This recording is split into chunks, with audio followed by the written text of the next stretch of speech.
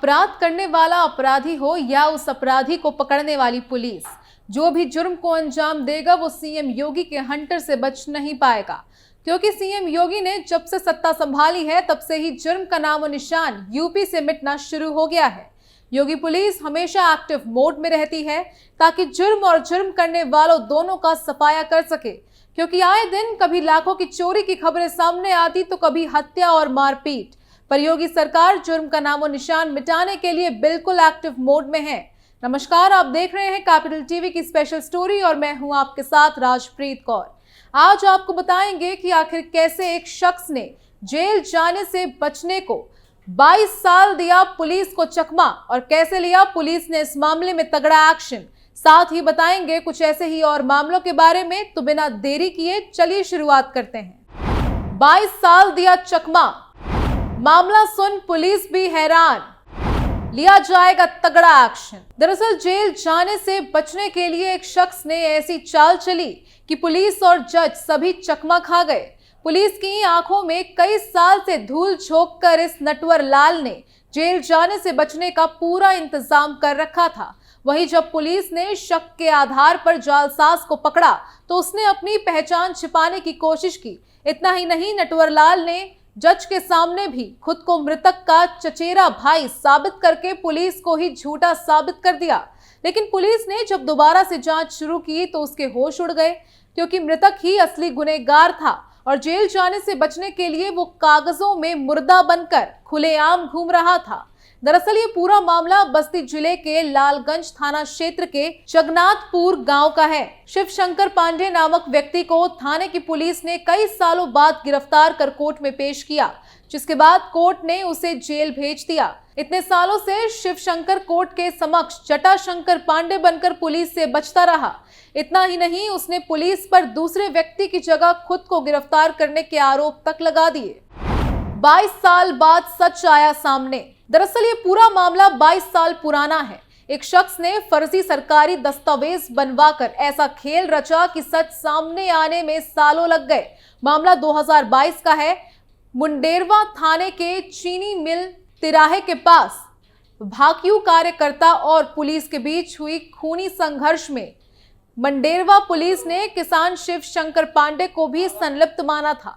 कई गंभीर धाराओं में मुकदमा दर्ज कर आरोप पत्र न्यायालय में दाखिल भी किया गया था। वर्ष 2006 में एसीजेएम ने शिवशंकर के खिलाफ आरोप तय किया। दिसंबर 2023 के गैर जमानती वारंट में लालगंज पुलिस ने आरोपी किसान शिवशंकर पांडे को गिरफ्तार कर कोर्ट में पेश किया तो उसने स्वयं को जटाशंकर पांडे बताकर बचने की कोशिश की और जज को धोखा देकर बच भी गया। इतना ही नहीं, गिरफ्तार करने वाले उप निरीक्षक राम भवन प्रजापति पर उल्टा ही जटाशंकर ने आरोप लगा दिया। पुलिस ने आरोपी को किया गिरफ्तार। वहीं खुद को निर्दोष साबित करने के लिए वर्तमान लालगंज चौकी इंचार्ज राम भवन प्रजापति जुटे हुए थे, जिसमें चौकी इंचार्ज को शिवशंकर से जटाशंकर बनाने के साक्ष्य मिल गए और इसी आधार पर पुलिस ने विधिक कार्रवाई शुरू की, जिसके बाद लालगंज पुलिस ने सीजेएम प्रथम के यहां से नटवर लाल को गिरफ्तार कर लिया। चौकी इंचार्ज ने बताया कि जटाशंकर पांडे नाम के शख्स ने शैक्षिक और पहचान पत्रों में फर्जीवाड़ा किया और अपनी पहचान छिपाकर जीवन जीने लगा। जब जांच में शिवशंकर पकड़ा गया तो पुलिस के होश उड़ गए।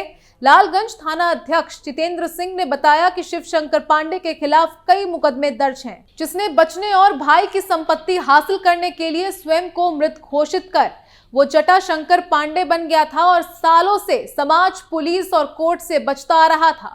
वहीं ये कोई ऐसा पहला मामला नहीं है। चलिए आपको ऐसे ही एक और मामले के बारे में हमारी इस स्पेशल स्टोरी में विस्तार से पॉइंट टू पॉइंट हर एक चीज बताते हैं।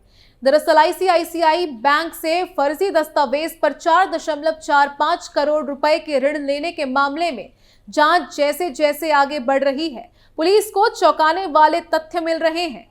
पता चला है कि आरोपी रुद्रांश पांडे ने जालसाजी के लिए अपना नाम तो बदला ही, उसके मां बाप के भी कई नाम सामने आए हैं। अभी तक की जानकारी के मुताबिक रुद्रांश ने कभी अपने नाम के आगे प्रधान जोड़ लिया तो कभी तानो पांडे रख लिया। पिता का नाम भी कभी राजेश तो अष्टभुजा के रूप में सामने आ रहा है। मां के भी 2 नाम सामने आ चुके हैं, एक अर्चना तो दूसरा बच्ची पांडे। पुलिस अब जांच के केंद्र में जालसाजी को रखकर साक्ष्य जुटाने में जुटी है। खबर है कि रुद्रांश के मां बाप को पहले शरीफ समझ रही पुलिस को अब पता चला कि वे भी कम गुनहगार नहीं हैं। यही वजह है कि दोनों की तलाश पुलिस ने तेज कर दी है।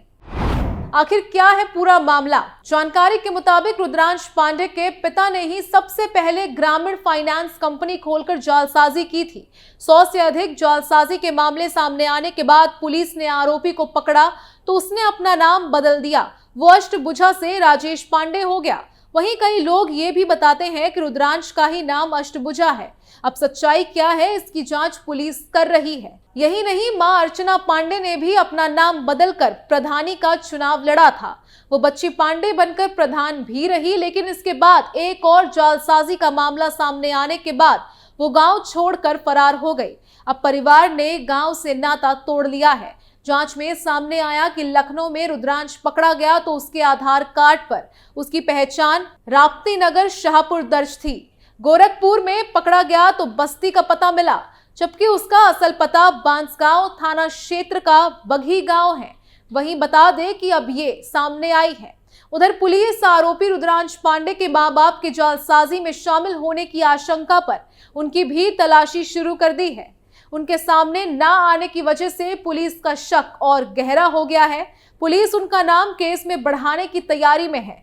दोनों के पुराने जालसाजी के रिकॉर्ड भी हैं।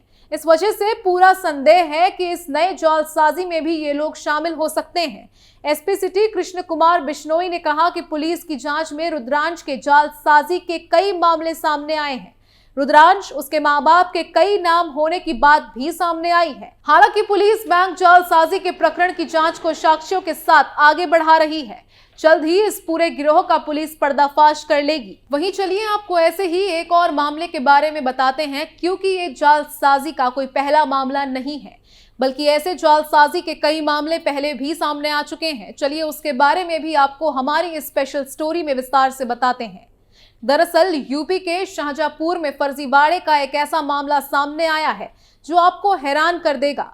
सरकारी दफ्तर से बर्खास्त एक पूर्व लेखपाल ने खुद को Gas Authority of India Limited GAIL का अधिकारी बताकर लोगों को धोखा दिया और फर्जी टेंडर निकाल दिया। पुलिस ने बताया कि खुद को Gas Authority of India Limited GAIL का अधिकारी बताकर लोगों को धोखा देने और फर्जी टेंडर निकालने के आरोप में बर्खास्त सरकारी अकाउंटेंट राम नरेश शुक्ला को गिरफ्तार किया गया है। ये है पूरा मामला। उत्तर प्रदेश के हरदोई जिले के शाहबाद कस्बे में रहने वाले राम नरेश शुक्ला ने निगोही में एक फर्जी कार्यालय खोला था। रिपोर्ट के मुताबिक आरोपी राम नरेश ने हर महीने 40,000 रुपए में दफ्तर किराए पर लिया था। उसने 18 कर्मचारियों को 22,000 से 30,000 रुपए सैलरी की नौकरी पर काम पर रखा था। दफ्तर में सुरक्षा का भी कड़ा इंतजाम था। चाय वाले को भी इस फर्जी दफ्तर के बाहर ही सुरक्षा कर्मियों द्वारा रोककर वापस भेज दिया जाता था। बता दें कि भूमि पंजीकरण में धोखाधड़ी के आरोप में उसे साल 2012 में लेखपाल के पद से बर्खास्त कर दिया गया था।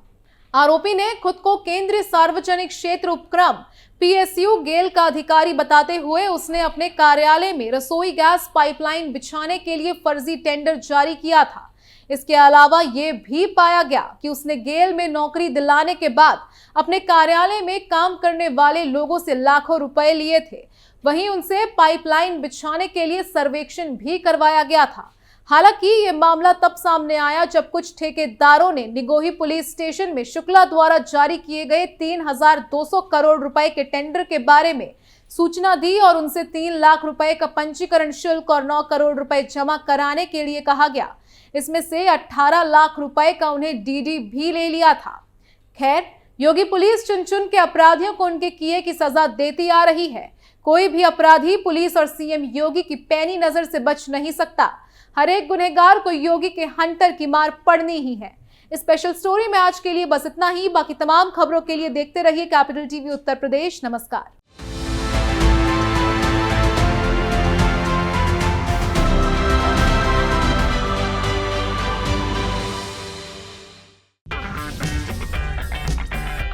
अगर आपको हमारा वीडियो पसंद आया हो तो इसे लाइक करें, हमारे चैनल को सब्सक्राइब करें और हाँ, बेल आइकन दबाना ना भूलें ताकि आप तक हमारे वीडियो की नोटिफिकेशन पहुंचती रहे। आप अपना सुझाव हमें कमेंट बॉक्स में दे सकते हैं। हमारे साथ जुड़ने के लिए शुक्रिया।